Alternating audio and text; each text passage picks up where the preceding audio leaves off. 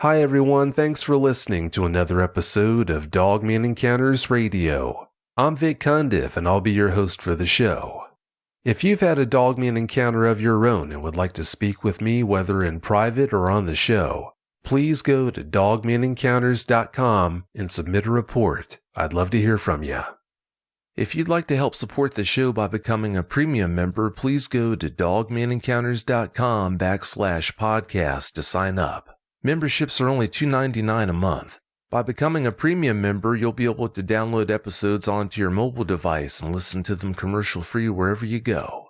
Also, if you'd like to check out the new Dogman Encounters t-shirt store, please go to dogmanencounters.com/store and take a look around.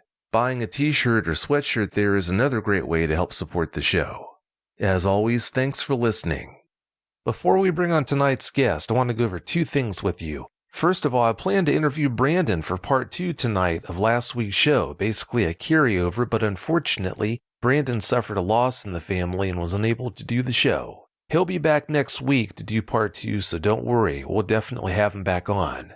In his place tonight, I'm going to interview an Australian eyewitness named Josh. Josh not only had the Dogman encounter he's going to tell you about tonight, but he also hosts a show on YouTube called Yowies Down Under in WA.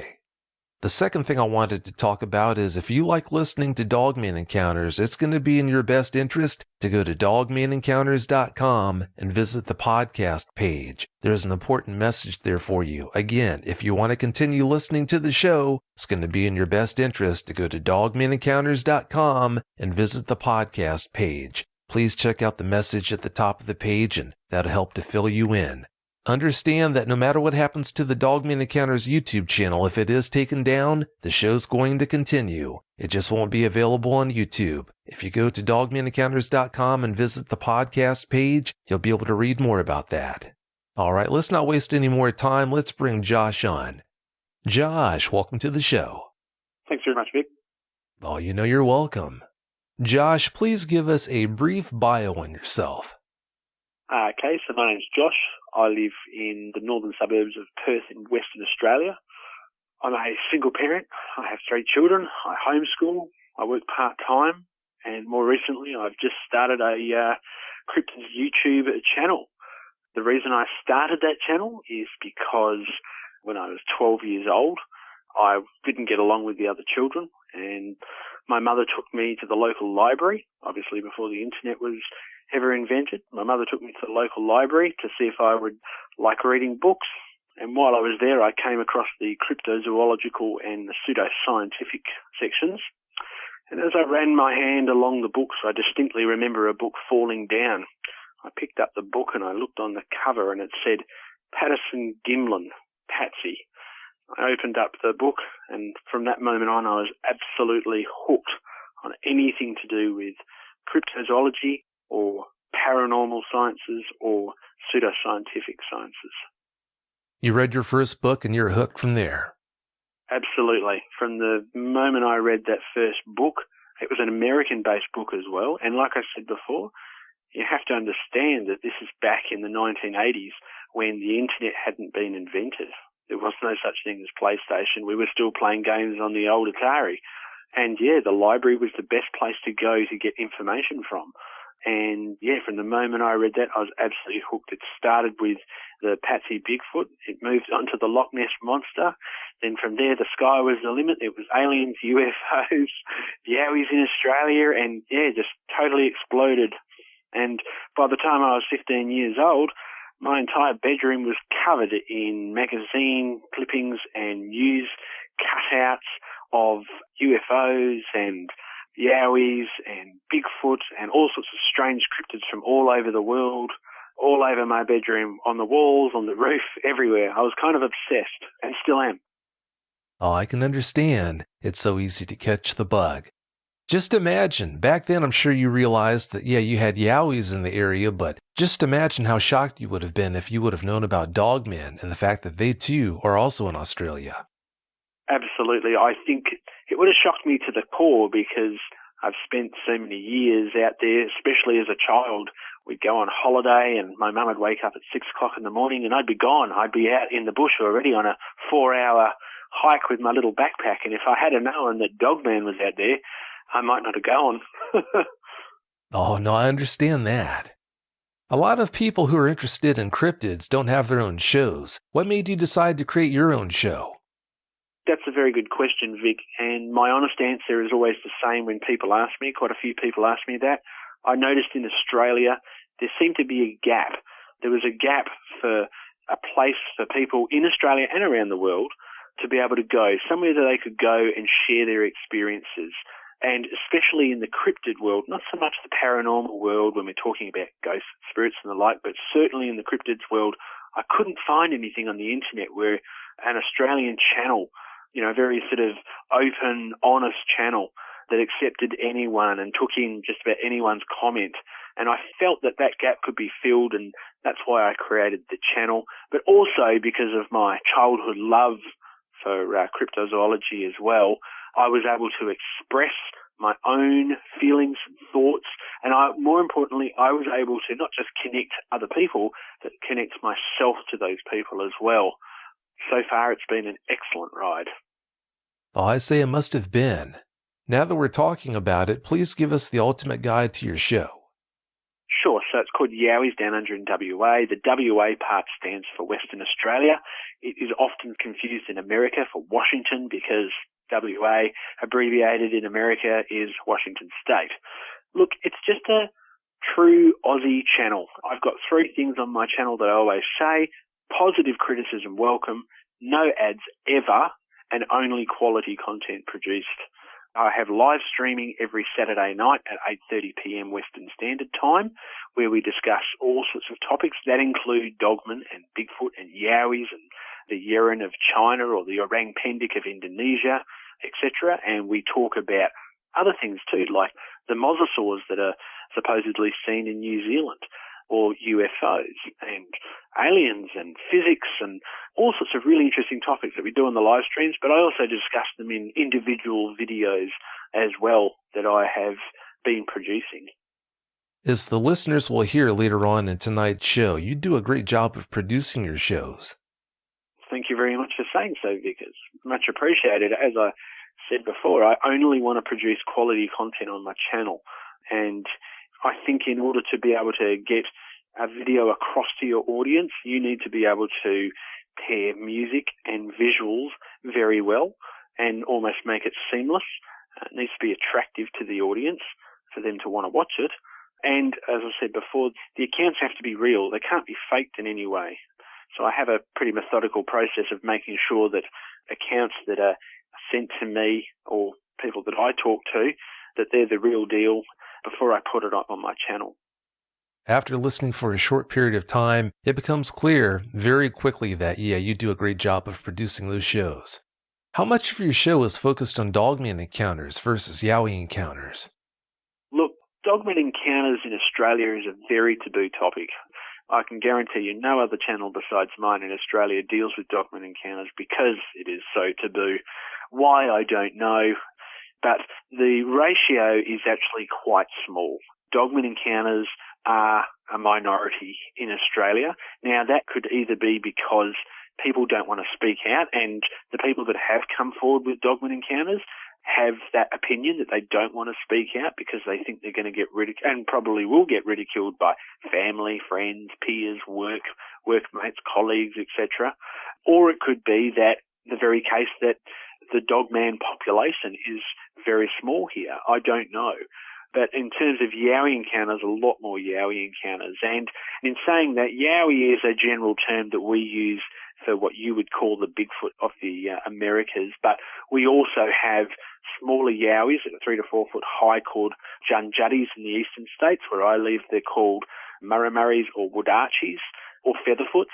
And then, of course, we have the much bigger Yowie, which in Western Australia we call the Turramulli, and in the eastern states they call them the Quinken, and they're the 10 to 13 or 10 to 15 foot Yowie beings. I can only imagine what it would have been like to run into one of those big guys. Wow. Yeah. Yeah, not good. You sent me several Dogman encounters from your show to play tonight for the listeners. The first one I'm going to play is titled Dogman, an In-Depth Analysis. Before I play it, Please set it up for us. Sure. So I'd done a few Dogman encounters, and people had been saying, we want some more in-depth stuff. We want you to go deeper. We want to find out Australian people. What are their thoughts? Aboriginals, what do they say? What do their ancestors say in the history books? Or what's been passed down from generation to generation? And how does that then relate to what's going on in the rest of the world? So I made Dogman an in-depth analysis as a part answer for those people and for others, or for people that wanted to get into Dogman in Australia or Dogman in America. It basically sets up the multiple theory for whether Dogman is in fact a flesh and blood creature that's come down the evolutionary scale, or that Dogman is in fact some kind of spiritual, interdimensional, or some kind of American Woo type creature. So that's what that video is mainly about. It's a really interesting one. Let's go ahead and play that now.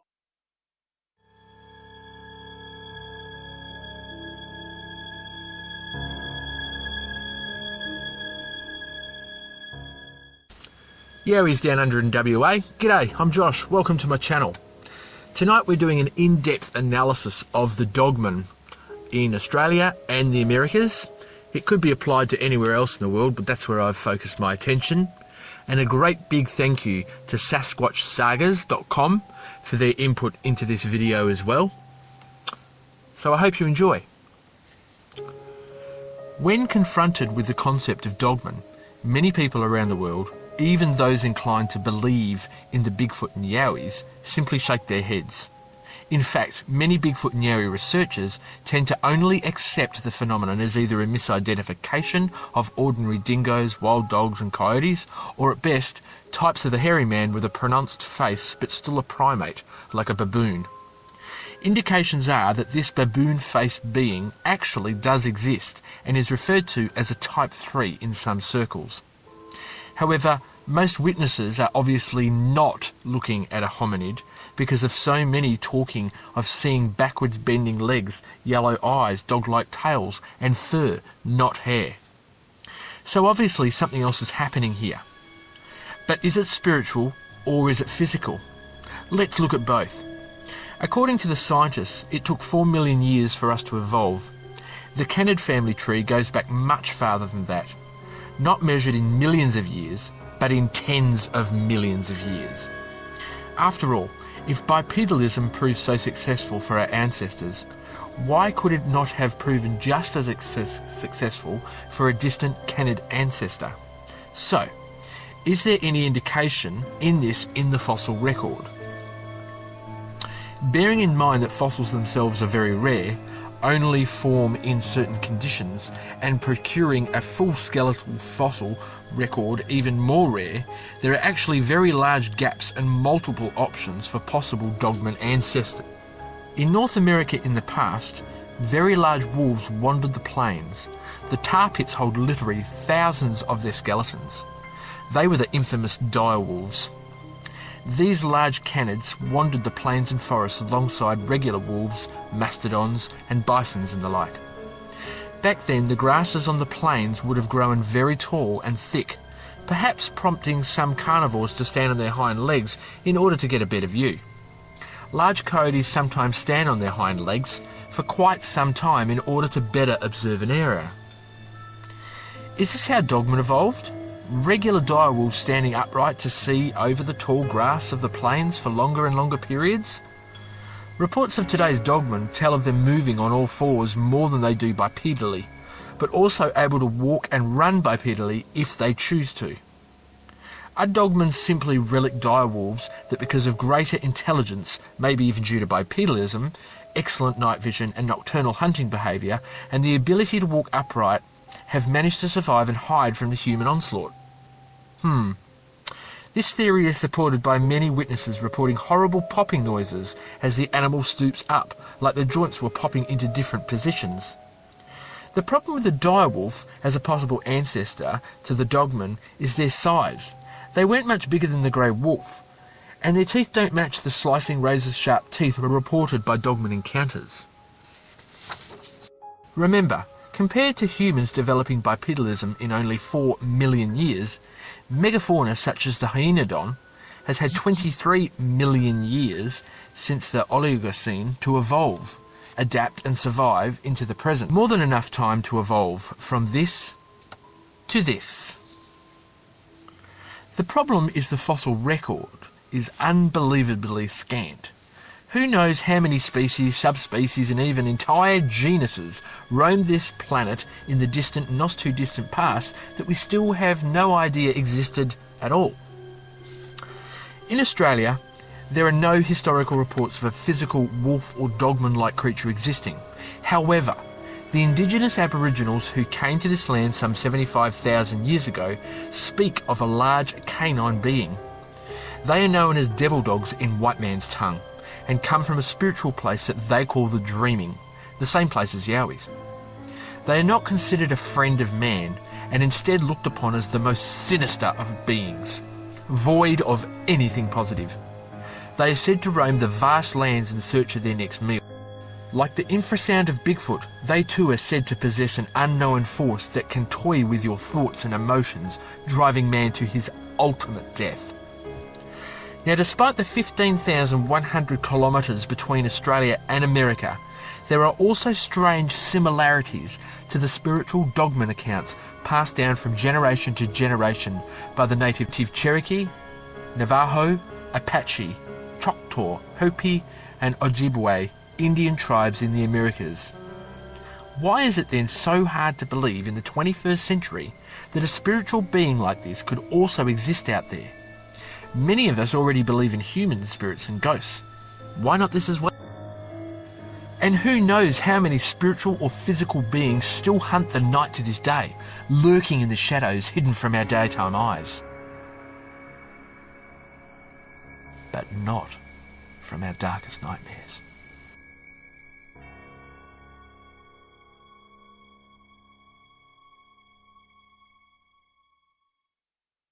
The next encounter I'm going to play from your show is titled Dogman and Tennant Creek. Please set this one up for us. Sure. So Tennant Creek is a town in the Northern Territory of Australia. It's the 7th largest town, sort of off the Sturt Highway, and the account itself came from an area called the Barkly Tablelands. The Barkly Tablelands, I think they're about 320,000 square kilometres, and they sort of start at the eastern point of Northern Territory and they continue into the western part of Queensland. The account itself came from a gentleman that works on one of the biggest cattle properties, or cattle ranches as you would call it in the Americas, in the world, and some of the biggest cattle properties in the world are from the Barkly Tablelands. And he was quite reluctant to come forward, but over a period of weeks, I was able to put together a quite detailed account of the Dogman in Tennant Creek. As the listeners are going to hear, yeah, it's a pretty intense one. Let's go ahead and play this one now.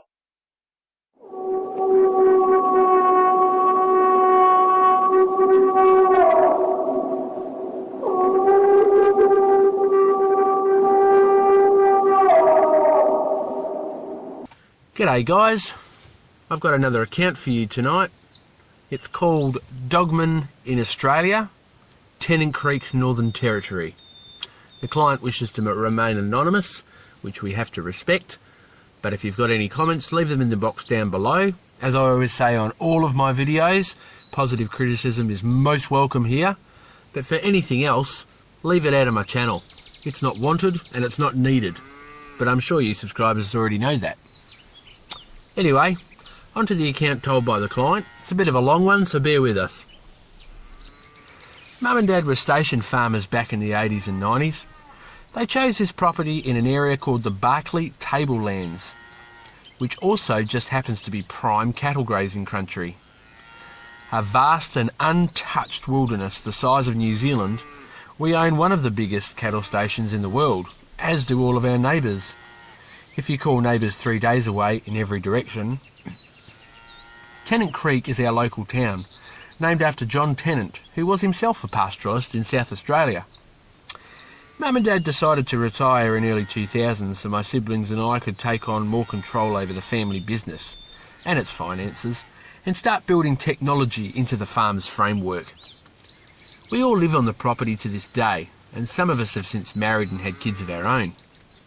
We know no other life, and we wouldn't have it any other way. Anyway, onto my account.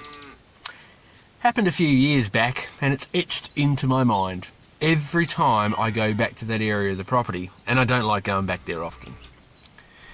We'd had a good drenching of rain, and we were having a few issues with cattle getting stuck in the muddy grassland bogs in certain areas of the property.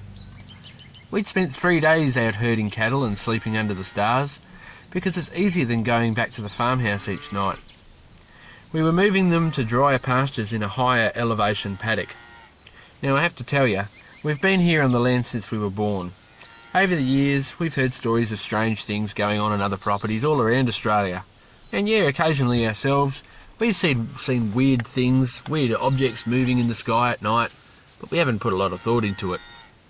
Anyway, we finished our herding stint and had half a day off before heading out one last time to fetch the 1.5-year-old calvers that were in with a few dozen cows.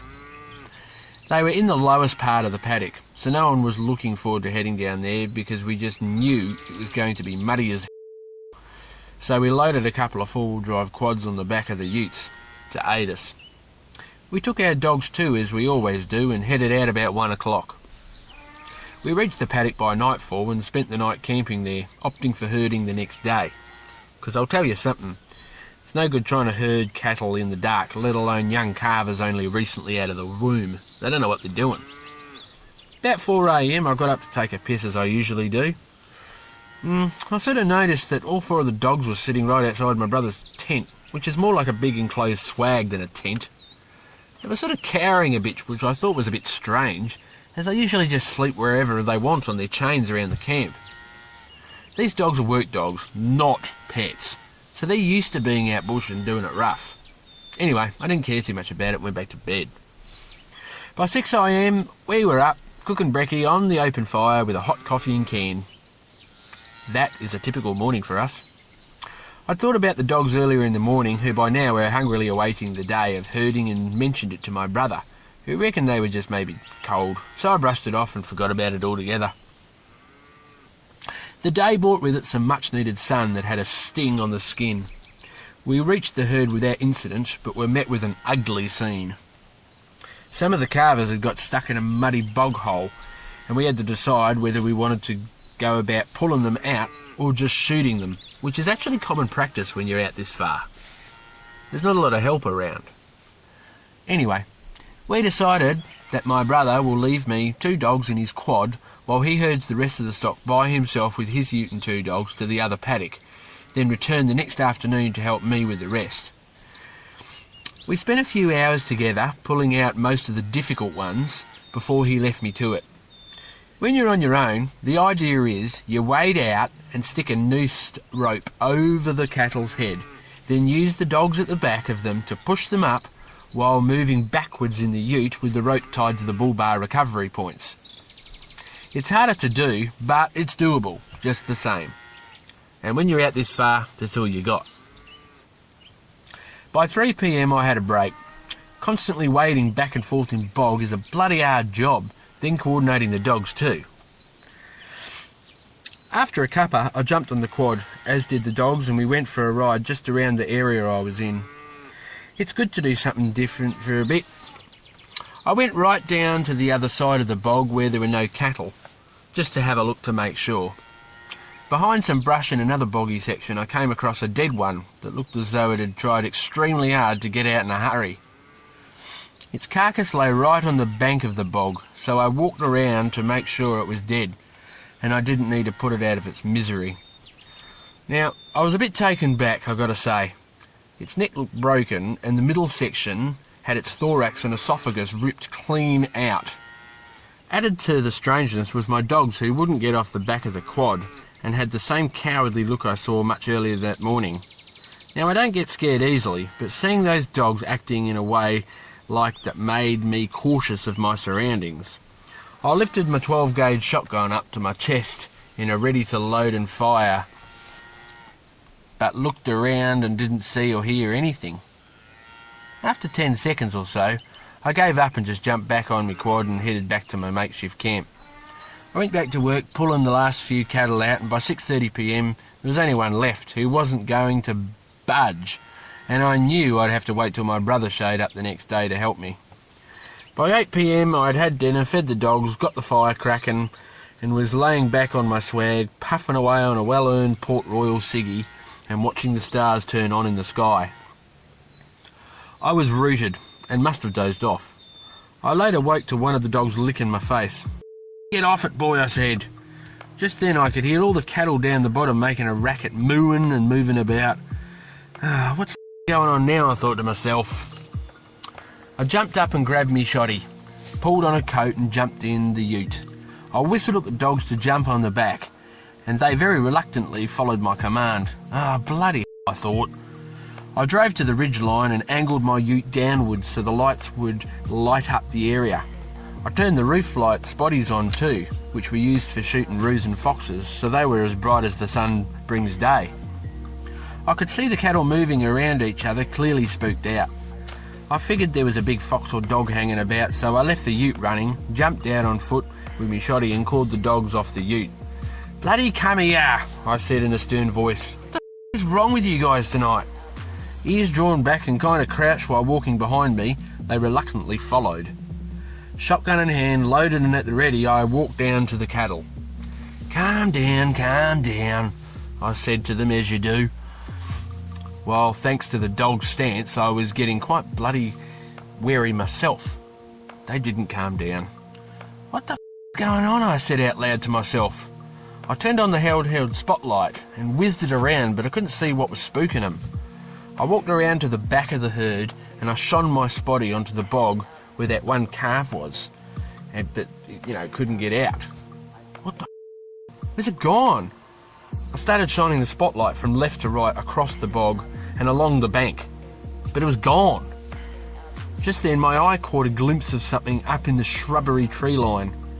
Whatever it was, I couldn't quite tell, but it looked like the silhouette of a big tall man just looking at me, standing there in the brush line, just out of my spotlight. Feeling sort of strange, I yelled out, "Oi, what the f*** are you doing?" Hoping it was either my brother or an Aboriginal tribesman who used our land from time to time, and always without an incident. No response. "I'll fire if you don't answer," I said as I lifted up my shotty into the air. The tall silhouette shape suddenly moved forward slightly, enough to see that definitely wasn't a man. The dogs behind me started almost crying, which I had never heard before, as I looked at each of them, then looked back up at this shape. "That's it," I said out loud, then fired a shot into the air with the sound reverberating and breaking the night silence. Whatever it was didn't flinch. It just slowly moved backward into a shadow-looking figure again, then almost sort of dropped down. By this time I was freaked out, and my hands were shaking a little, but I was trying hard not to shake so as I could concentrate on whatever was not 30 metres away from me and accidentally fire the shotty. Knowing I only had one in the chamber left before I had to reload, I didn't want to waste it. This thing moved slightly towards me, then kind of started walking along the bog bank. I couldn't accurately hold my shotgun and the spotlight at the same time, so I chose to lay the spotty on the ground facing towards it while holding a firm grip on my shotty. At about 25 metres away, this thing was big as a fully grown cow, but I could start to see it definitely was no frickin' cow. It looked more like a big bloody dog or wolf, but with a longer snout, shaggier and bulkier body, and it just looked like it knew what it was doing there. It was almost like pacing backwards and forwards on all fours, as if it was sort of contemplating its next move. I yelled out again, "Come any closer and I'll blow your head off." I was gobsmacked when this thing stopped dead in its track, lifted its front legs up in like a sort of a pushing and lifting motion, and stood on its hind legs. Well, now I felt really vulnerable because this wolf thing was now twice as high up as me. I didn't hesitate. I closed my eyes and pulled the trigger. Boom! I let it have it, which the kickback from the shotgun pushed me back on my... I'm guessing because I wasn't really thinking straight or holding it properly. I heard an almighty yelping howl of which would have woken the bloody dead, and a great thump on the ground, which I too felt as I was laying there on the ground. I immediately rose up and grabbed my spotty, trying to see what it was. All I saw was again that silhouette shape backing off into the distance before disappearing completely. Next thing I remember, I wake up where I fell with a big headache. At some point I'd hit my head and must have bloody passed out. The cows and calves are standing wide-eyed around me in a circle, and the dogs are laying beside me. It's early morning. I get up hoping it's a dream before noticing 2 empty shotgun shell casings and that bloody calf, still missing, that was stuck in the mud. I rose to my feet and walked back to the ute. It had sat running idle for so long the fuel gauge was on empty and the battery dead flat from the spotties being left on. I thought to myself. Luckily, I knew my brother would be back later and I still had the quad if needed. I've never told anyone that story before, Josh, and likely I never will again. But I will tell you one thing. I found that missing calf. It was so spooked and freaked out by whatever it saw, it literally freed itself from the muddy bog, then ran for kilometres into another paddock and through a barbed wire fence.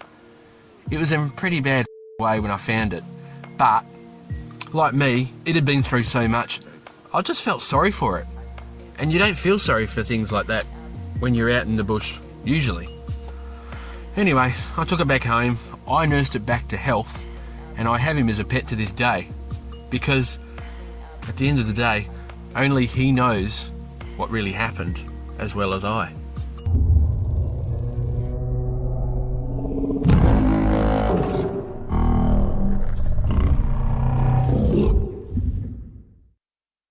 How about the next encounter? It's titled Dogman in Alpine National Park, Victoria. Sure. So the Dogman in Alpine National Park, that one really sort of hit home for me. The account came from a place, I think it's pronounced Oamaru, which is about as remote as you can get of a town in Victoria. It's right in the heart of the Alpine National Park. The park itself is about 1.6 million acres or 646,000 hectares, I think, for the Americans. And it's the largest national park in Victoria. The account itself is quite scary, to be honest. When the client was retelling me his and his son's account, it was really quite freaky to hear what they went through.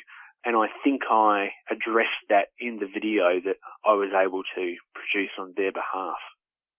Yeah, it did sound like it must have been a pretty freaky experience. Let's listen to it now.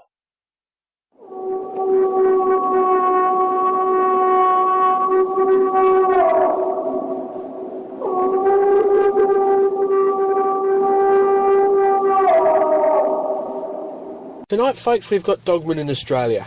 The Alpine National Park account comes from June 2017. It's actually the first time it's being told, and I've reassured the client and his family that their names can be omitted from this account in fear of them being ridiculed or having any backlash where they live in their hometown.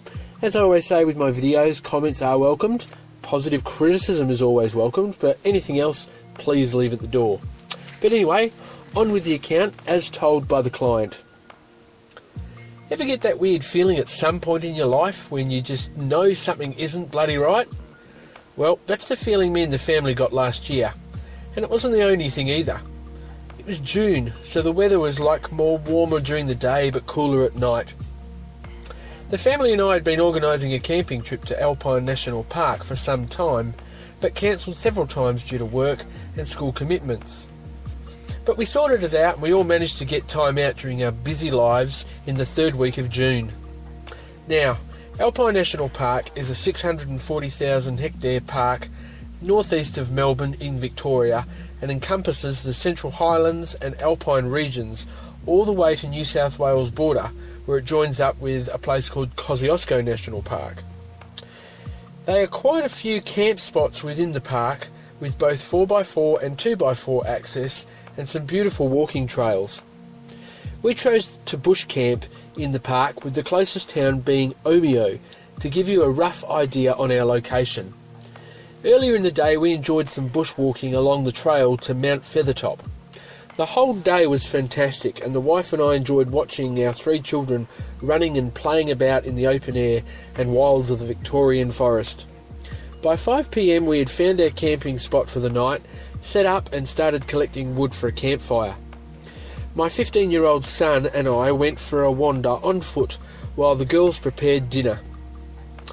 The late afternoon brought a cool change to the crisp, clean air, and the birds were halfway into their afternoon song.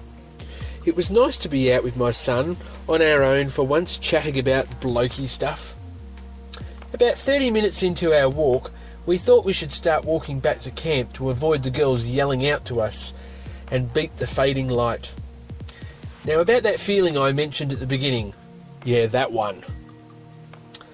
Everything was totally fine. Then, all of a sudden, it felt like we'd walked into a totally different forest. There wasn't a whisper of wind to be felt, or a single sound of any animal or tree or anything. The feeling I got was unlike anything I had experienced before. I looked at my son to see if he was experiencing the strange feeling enveloping me. His face and body stance said it all. "What the f***?" he said to me.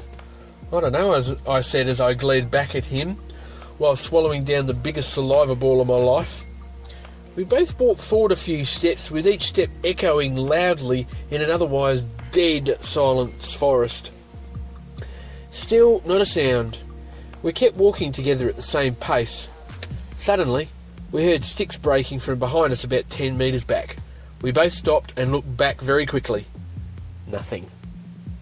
Looking at each other, we both said this to each other and made for the opening ahead, which led out towards camp. We didn't stop till we reached the girls at camp. "Where have you boys been? Seen a ghost or something?" my wife said with laughter. Obviously, we hadn't actually seen anything, so we couldn't justify our feelings to any great depth. Just a bit chilly," my son said, covering our true thoughts. We washed up and sat down for dinner. My son grabbed a pile of wood and stoked the fire right up. Clearly, he was unnerved by the earlier experience. But over time, things just seemed to fall back into place, and we were soon laughing and chatting away again by the fire. By about 10 p.m, we decided to call it quits and everyone hit the sack for the night. My son and I had the rooftop tent, while my wife and 2 daughters got the camper trailer, which was about, 5 to 8 metres apart from the Forby. About 1 a.m, I think it was, I awoke to some strange bloody noises behind the tree line of where I'd parked the 4-wheel drive. It sounded like a kind of snarling, but more like when you hear a house dog trying to eat its dinner with its nose getting in the way and trying to breathe at the same time. That kind of sound. I nudged my son in the ribs with my elbow in lieu of saying something and breaking the silence of the night. He woke quickly, but before he could say anything, I alerted him to the noise that was going on. "What the f*** is that?" he whispered to me. Just then it stopped. After a minute or so, I don't know how long it was, of still nothing, we decided to grab the torches and head down the ladder, very reluctantly, from the rooftop tent and see if we could see anything at all. Now, as soon as we got out of the tent, that same weird feeling surrounded us. "I've got a bad feeling in my stomach, Dad," my son said. "Yeah, I'm alone there," I replied. We shot our torches around camp and over by the tree line where I thought the noises were coming from, but we saw nothing. It was dead silent and there was nothing there. Just then, from behind us, again we heard sticks breaking, but this time with a large thudding sound straight after it. We both turned around at a pace that seemed like forever and shone our torches into the dark. Now, this is where it gets a bit freaky. There in front of us, about 15 metres away, was what I thought was initially a bear standing on all fours. Now, I say a bear because in my mind it was the only thing that looked similar to it. There was nothing else in my mind that I could think of that looked anything like what I was looking at in front of me. Big, bulky, muscly, and with teeth glinting like the size of bread knives. This thing was huge. My son dropped his torch in sheer shock, taking a few steps back, but my torch, gripped by my hand, lay fixed on this bloody thing. I quickly realised this was no bear. Bears don't exist in Australia anyway. We were staring into the eyes of a great big dog. Now I know how that sounds, but it's true. Now I'm no professional, but considering I know how big domesticated dogs can be, this thing was a record breaker of a beast, comparable only to what I would consider now the extinct dire wolves that I've been able to research on YouTube since. Its yellow eyes, its deep yellow eyes, were staring from us to my son, from me to my son, backwards and forwards, seemingly ascertaining the threat level in a standoffish stance, or at least that's what its body gave off. It wasn't growling, but we could see blood on its mouth and a little dripping down. My torch sort of angled down towards the ground, but only as my son slowly picked up his torch and fixated it on this beast. There on the ground lay a feral alpine deer. Now, if anybody has been to the Alpine National Park, or anyone knows about alpine deer, they would know that no domesticated dog could catch, kill and wander around with a 50 kilo plus deer in its jaws. It just doesn't happen. As we took a few steps back, I noticed the hair on its back arch up. We sort of paused for a second, but then kept etching further and further back. We didn't stop as we kept backing off, all the while our torches fixated on this thing. Suddenly it bent its giant neck down and opened its jaws, grabbing the deer by the neck and effortlessly lifting it off the ground. It never took its eyes off us the whole time, constantly ascertaining the threat level and distance from me to my son, me to my son. Then it turned its head, and in one big jump, it just disappeared into the bush. Now, already freaked out, totally freaked out, we weren't sure if it had really gone, as it made no noise as it disappeared into the forest. It was just, we heard the one leap as it turned and leapt into the darkness behind where our torches could no longer see, and behind the alpine bushes and the shrubbery, and then it was gone, no more noise. So we didn't know if it had left the area. After a few minutes of sheer terror, we both figured it had gone and took a sigh of relief.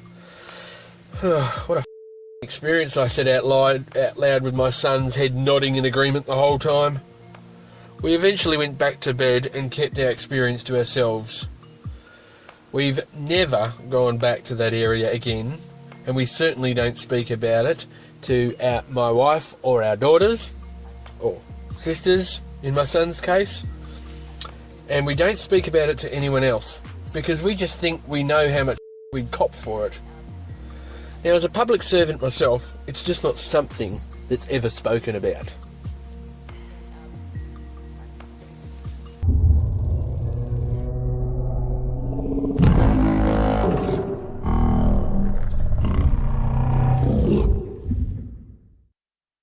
The last one is titled Dogman in Kadena, South Australia. What can you tell us about that one? Sure. So Kadena is what's called the Copper Mine Triangle in the southeastern part of South Australia. Kadena itself is about 150 kilometres from the capital of Adelaide. It's a beautiful little country town. The account itself came from a family that lived on I think it was like a hobby farm or property, and the client herself was her and her two children, of all things, that encountered this Dogman-like creature. And it was of particular importance that I brought out just how scary this creature was, because it was in front of children. And it was in fact the child who saw the Dogman creature first before the mother was able to lay her eyes on it. And as I said, because there's children involved, it was just a really, really hard encounter to do as a parent myself with young children, as she had or has. I could personally relate to her, and just the way that the account was read out to me and then I reread it, yeah, it's just a very, very deep account that someone has had in a place that has had, in fact, 2 other Dogman sightings that I didn't even know about until after I produced that video. And these 2 people came forward and left comments on that video stating that they had seen things in other nearby towns within a 50-kilometre radius of Kadena. And so, yeah, it was very chilling to hear that other people had in fact heard this, but prior to this video and account coming out, nobody had uttered a word about it. It really is a shame. That poor kid's probably never going to be the same again. All right, let's listen to it.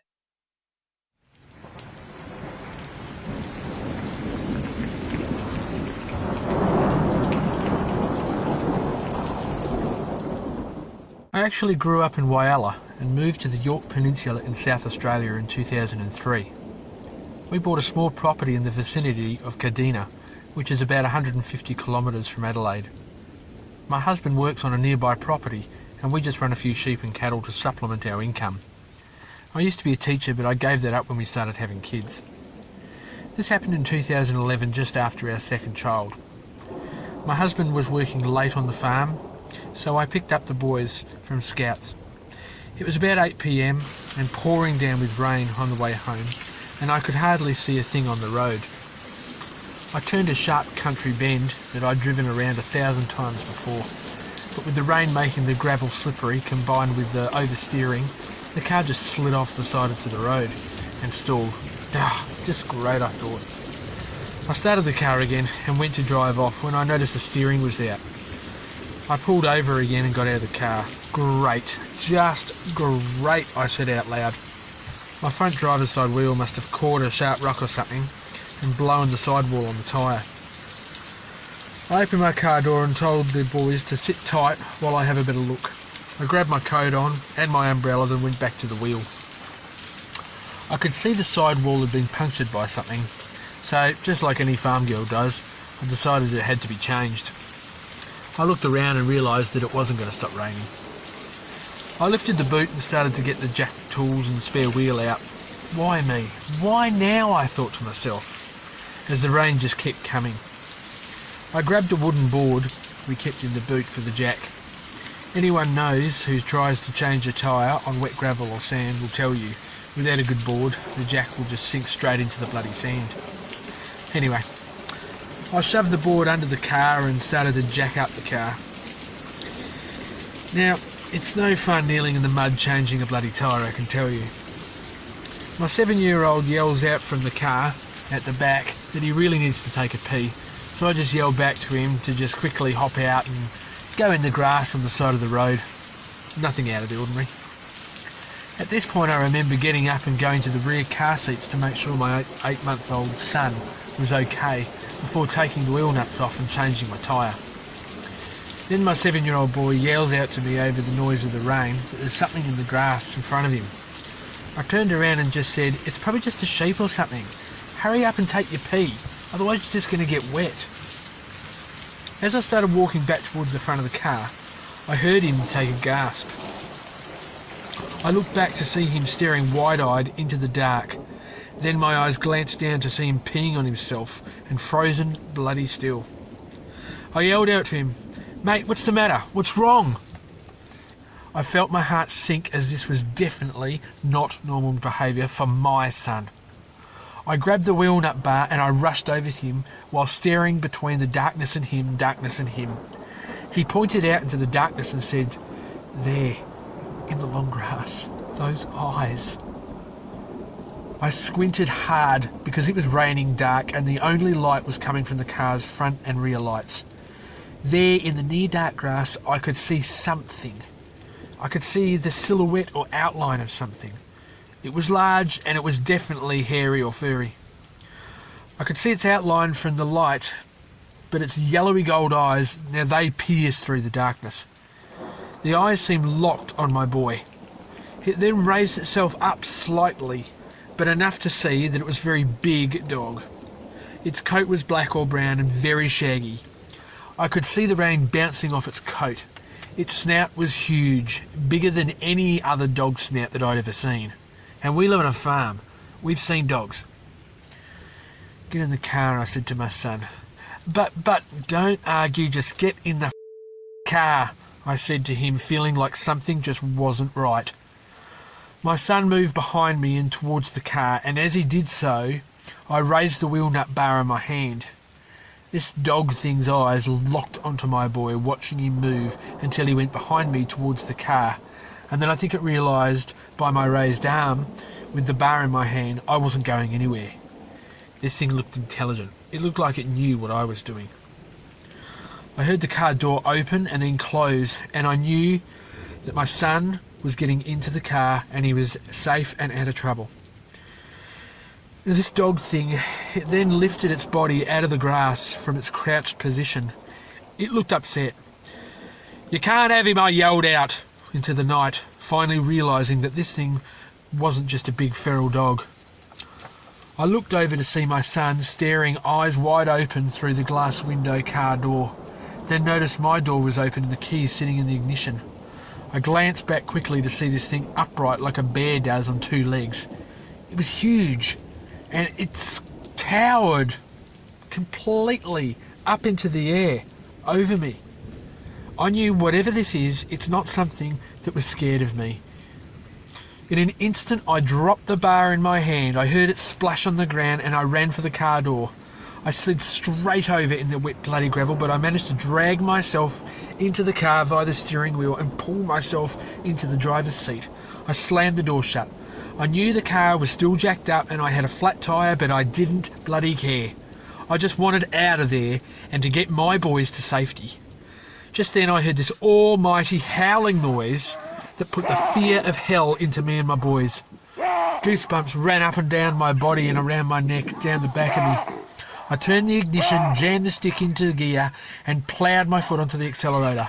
I heard that engine roar to life like it never had before, and the rear wheels, I could feel them push the car forward, hearing the jack fling underneath the car and the car dropping back onto the flat tyre.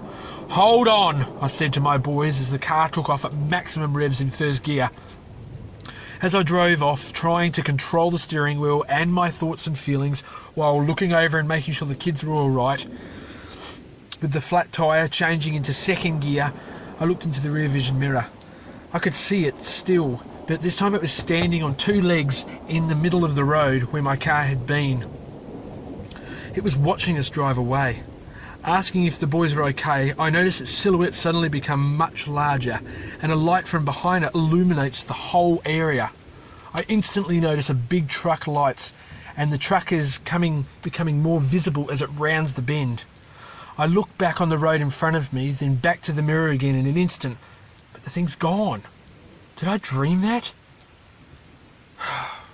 No, I didn't. My son, shaken by what he'd seen, mumbles to me in a very low, scared voice. "No one will ever believe this, Mum. You told me monsters didn't exist, but they do." Goosebumps appeared all over my body. What do you say as a mother to your kids with something like that? It haunts me to this day.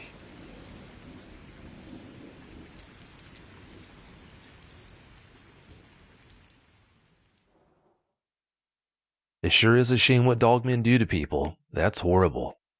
About a week ago, you had an encounter of your own. Please tell us about it. Yeah, sure. Look, this encounter, I wouldn't say it was definitively Dogman, but I cannot think of anything else it could be. As I said to you before, I've spent 25 years of my life. I'm 38 now. I've spent 25 years out on walk tracks and trails, both on my own and with others, both here in WA, far northern WA, over east in Cambra and New South Wales, where I used to live, in parts of Victoria and Tasmania, South Australia. I've walked many tracks and trails, seen many strange things, but I've never come across anything like this. Now, to set the scene, where my experience happened is in a place called the Julimar State Forest. It's in the sort of outer Perth region. It's not in the Perth metropolitan area, but it's the outer Perth region. The closest town is called Tujay. I think Tujay is about 30, 40 kilometres from Julimar State Forest. The forest itself is 32,000 hectares. To the north is a place called the Bindoon Military Training Facility that I don't believe at the time was operational. And the state forest itself is used in four-wheel driving groups. Occasionally people walk through there, but not very often. It's mainly to do with four-wheel driving and quadding groups. So in relation to Perth, it's about 1.5 hours northeast of Perth City. So this account happened on the 25th of June of this year, so it's very recent and very fresh in my mind. It was about 3 p.m. on that afternoon. It was a very sort of mild temperature for this time of the year. It's winter here in Western Australia, so a mild temperature is sort of 18 to 20 degrees. It was a beautiful day, not like today where it's pouring down with rain. It was quite a nice winter's afternoon. There was a few clouds around, but as I said before, typical winter's day. And I had decided that it was a good idea to go and visit a new area, that being the Julimar State Forest. Adjacent to the Julimar State Forest is a place called the Avon Valley National Park. It's a 16,000-acre national park. There's some beautiful campgrounds in there, but it's also a known habituation area for Yowies. Myself and another researcher, West Oz Yowie Research here in WA, we've both had different encounters or interactions with Yowies inside the Avon Valley National Park. So I thought that it would be a good idea to explore other places where there were large areas or reasonably large areas of forest or bush as we call it here, to see whether there might be Yowies in those areas or whether they traverse between those two areas. And certainly in the area we live in, the National Park and State Forest sort of flows from right up near a place called Lancelin all the way down through the Perth metropolitan area, then out towards the Mundaring area, and it's quite expansive, quite vast. So where I was about 6 kilometres from a place called Dewars Pool, Dewars Pool. It's a campground. It's a nice place to go during the winter if you want to have a fire. And as I said before, it was just behind the Bindoon military training area in Bindoon, and I believe it was closed for winter. The area I started out in was quite rocky, and it was hard going because there's sections of bush that are sparse there, and then there's other sections that are very dense, and you can almost not see where you're placing your feet, so you have to be careful being Australia and all the venomous snakes around. So I was walking carefully.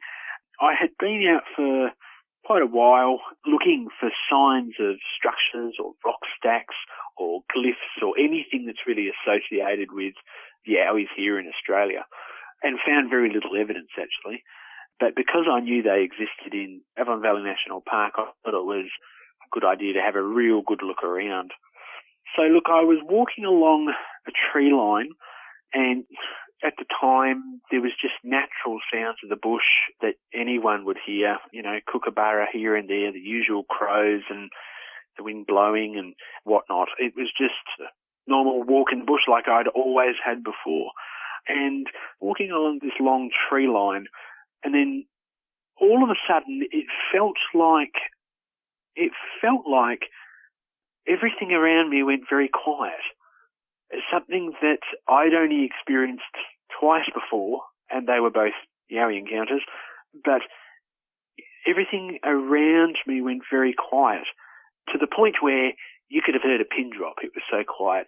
And I remember that because it's quite rare in WA late in the afternoon to have that happen, because the sea breeze blows in off the WA coast. So it's supposed to be windy, but it was absolutely dead silent. So that was the first thing that caught me off guard and made me a little bit wary. But again, based on previous experiences I'd had with other things. And I don't know if this was something that I felt just within me, but it felt like the air was a bit different. And I don't want to sound too, I don't know, interdimensional or anything here, but the air did feel different. It felt, I can't even explain it to you, but it just felt very different. Then very shortly after that, and I'm talking about within, 30, 40 seconds, the breeze started to blow again.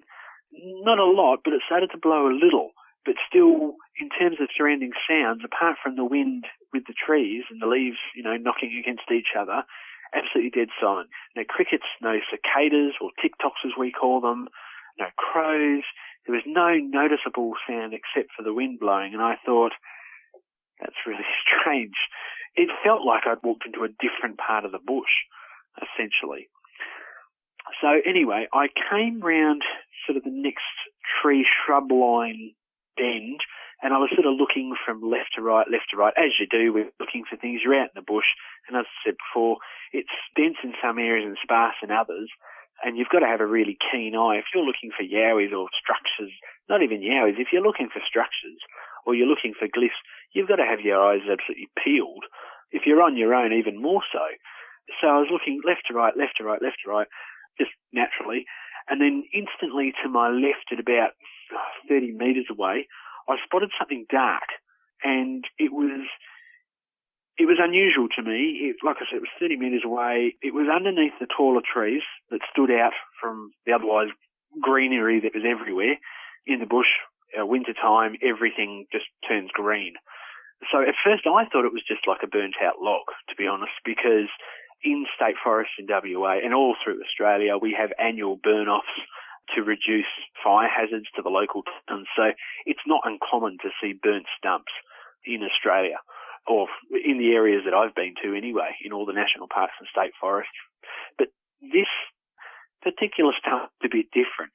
And because of that, I pulled out my phone camera that I had at the time, and I've got a Samsung Galaxy S3, so it's not the latest phone. It's a earlier phone, but it's still got a 5-megapixel camera, so it's half decent. Pulled out my phone and I zoomed in on this thing because I thought, well, I'll be able to see better. And then I sort of soon realised that it wasn't a burnout stump at all because it was moving slightly, and of course stumps don't move. It was moving, and to me it had just a really sort of peculiar shape and form, something that tree stumps don't have. Burnt out tree stumps are usually just, big, tall, well-structured. You can tell that it's a tree stump. But this wasn't it, It didn't look like it. And of course, I must say, a bit nervous because of what had happened with the wind going dead silent and me feeling sort of out of place and whatnot. All of a sudden, I was a bit nervous. So I'm trying to snap pictures of what I'm looking at, and I take a dozen photos, and later on I'd work out that none of them worked out because my hands that are shaking a bit. I'm not scared at this point. I'm just on edge about it. And then I managed to get a picture that I could see, where I could see an outline of what looked like not a cone-shaped head, but a sort of a medium coney, sort of flat-shaped head and two great big black ears. And that's when I realised, okay, this is no stump and it's no kangaroo. There's no kangaroo out there that looks like what I'm looking at. And of course, I didn't take a video of it, I only took pictures. So what I could see when you zoom your camera into the area, what I could see doesn't come out in the pictures that I've sent you. But I could see distinguishable features that I could only think back to a video I had done not long prior to me going out there, and it was of what was perceived to be a dogman in the Washington Cascades that somebody had sent me. The ears looked just so similar to what I was looking at, and that's when I started to freak out. That's when I remember a huge gob of spit in the back of my throat, and I was, having to swallow that down. It sounded like the loudest sound around me, and yeah, my mind just sort of flashed back to that, and then flashed back to what I was looking at, and yeah, it really started to sort of freak me out. And of course, then you start looking around. You're not sure, whether if this is what I think it is. You're looking around. You're wary of your surroundings. And you're sort of looking left to right, and you're looking behind you because you're worried there could be something else. And I suppose it's just the body's natural reaction. The adrenaline obviously kicked in, and I'm looking back at this thing, and I'm trying to take more pictures, and my hands are jittering around, so I can't get a good focus. but I managed to take 3 or 4 snaps of this thing, and then I look at it, and it doesn't appear like it's either seen me or looking in my direction, and so it gives me a second or a second and a half, or however long it feels like forever, but obviously a short amount of time, to look down at the picture I took on my phone to see what I'm looking at. And then I sort of look up and I look out to see if I can see it through the naked eye. But of course, it becomes indistinguishable. It just becomes like a black mass.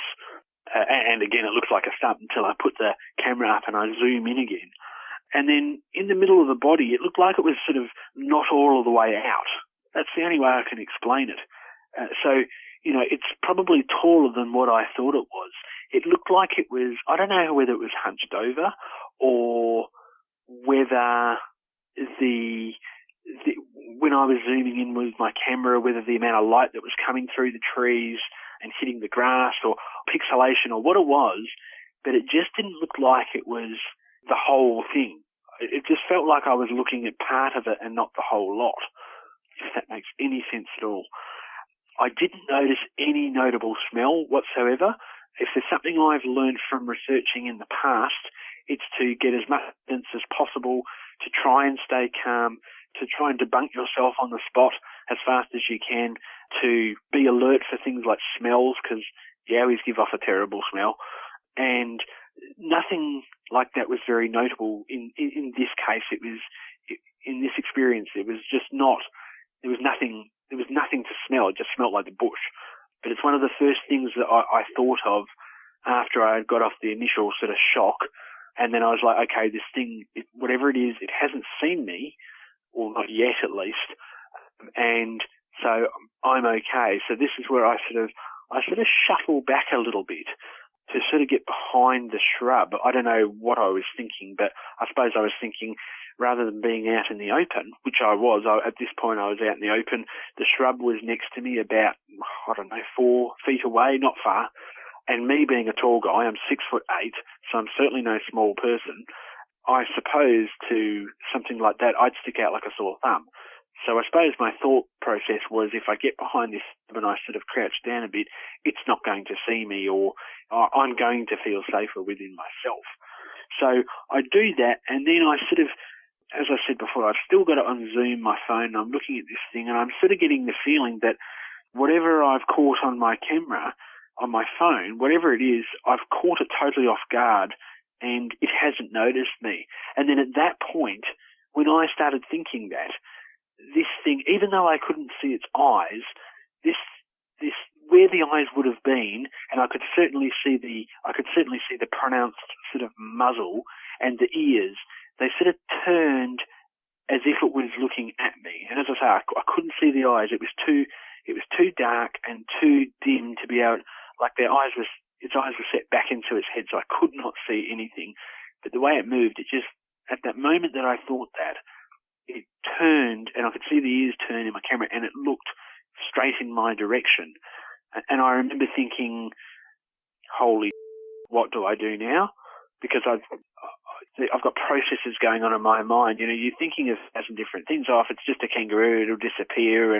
But if it's not, what's the next step? What's going to happen next? And I mean, something I always do is I never go out into the bush without taking some sort of photographic equipment with me.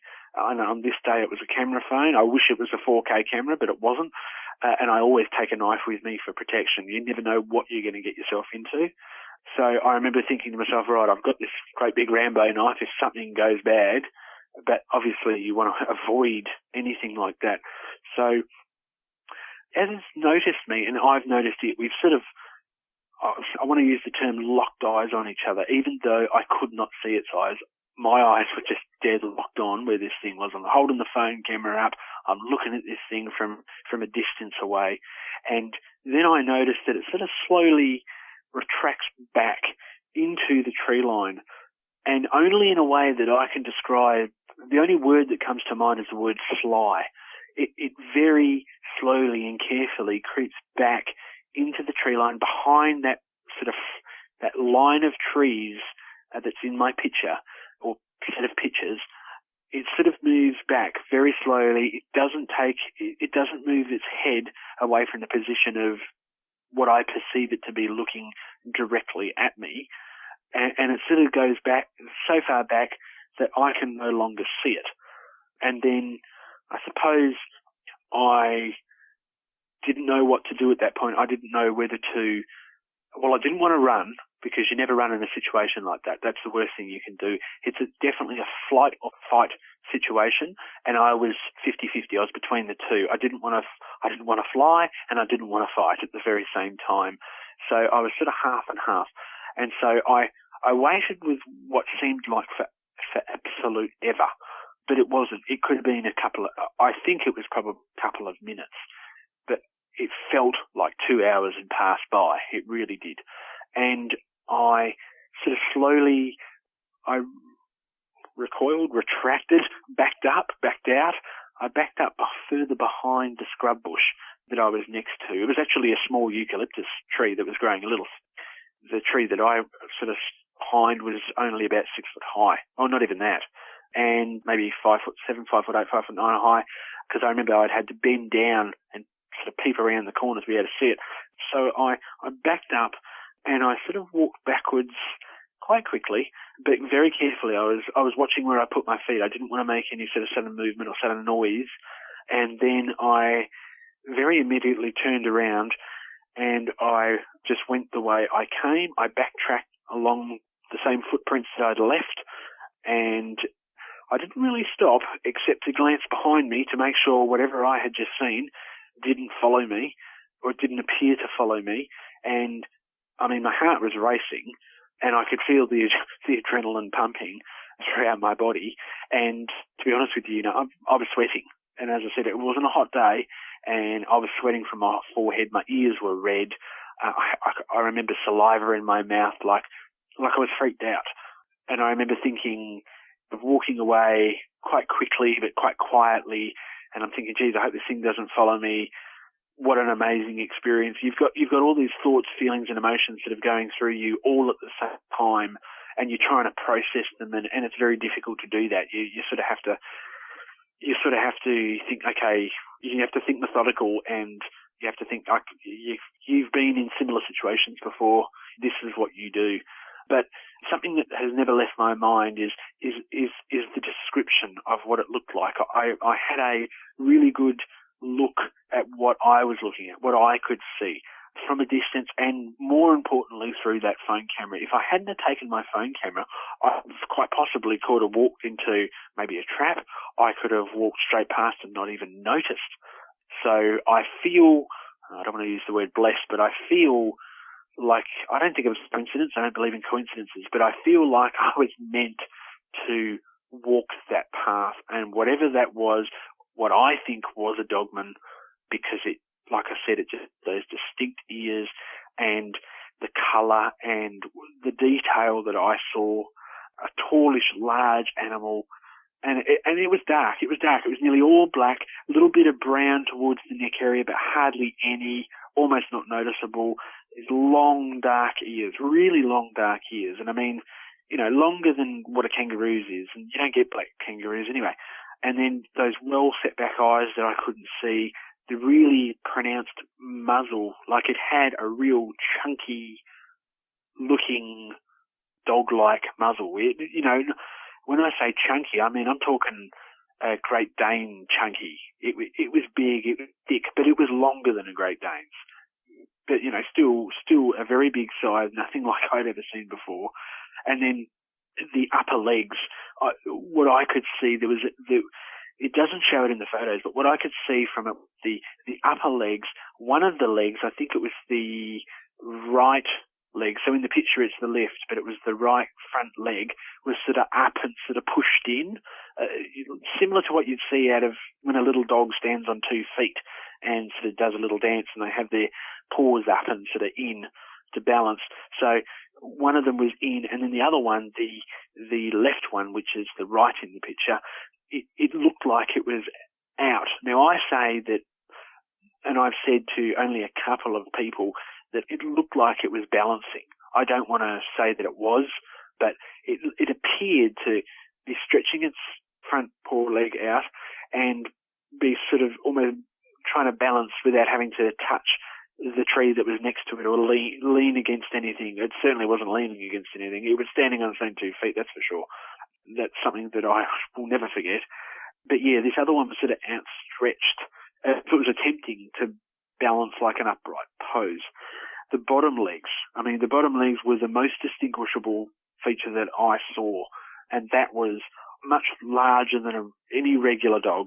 And the legs were black and a little bit of tan, but again, I wonder whether light had caught it, and through the camera maybe it looked that colour, but it was in fact all black. But that's what I saw. I saw black and tan on the bottom legs, similar to what you might see in some German Shepherds or a Kelpie or something. But this thing was down on 2 legs. It absolutely was not on all fours. It just wasn't. And it was bent in as a dog's leg would be sort of bent in. But I could see again, what you can't see in the picture is the distinguishable legs. I could see the muscle. I could see the muscle from the hind quarter, the hind where it would be hip bone, and then down through into the sort of backward knee joint, etc. I could distinguish those chunky muscles. And, it was standing still until it locked eyes on me and moved backwards, but it had the appearance of confidence. It did not have the appearance of skittish or scared or standoffish or anything like what you'd see in almost any Australian animal, typical Australian animal. It stood very confident in the space it was in. And look, it was taller than me. As I said before, I'm 6'8". I believe this thing, when stood up properly, would have exceeded 8 foot tall. But as I said before, I backed out.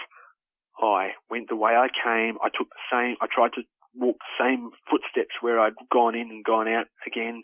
I knew where I was, so I wasn't lost, and I haven't been back there since. I've wanted to go back to do comparison shots because I know how important that is to researchers, is comparison shots in the exact same area. So you can either debunk or not debunk. But I have not been back to that area again. I won't go back there unless I'm going to be with somebody. But since that happened, I've had a few nightmares where I have relived that experience. And I don't usually have nightmares. I always have really good dreams about really weird things, but I have really good dreams. But that has it's instilled something in me where I don't feel as safe as I did before. And I don't know whether that's psychological. I don't know what it is, to be honest with you, Vic, but I know what I saw. Only I know what I really saw. And I just don't feel the pictures I sent you, I just don't feel they did them justice. But I think they're a good piece of a puzzle. But compared to what I saw and what my camera caught, I just wish I had videotaped it or taken a better camera in that day, which I do have, but I just didn't. I wasn't there for that. I was there to look for Yowie habituation. I was there to look for stick structures and little rock stacks, and I just had no idea that I would come across something like that. But yeah, as I say before, something that really stuck out is before I saw this thing, the air around me that felt different. And as I said, I've never experienced anything like that except with my 2 Yowie encounters that I've had in my lifetime here in WA and over in New South Wales. Apart from those 2 experiences and this one here, that's the times I've ever experienced that feeling of where you walk into an area of bushland and it suddenly feels very different. It feels like either you're not meant to be there or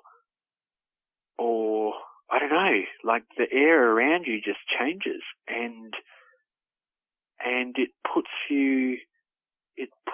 it doesn't, I don't know how to explain it. It just does not feel right. And so I'm perplexed.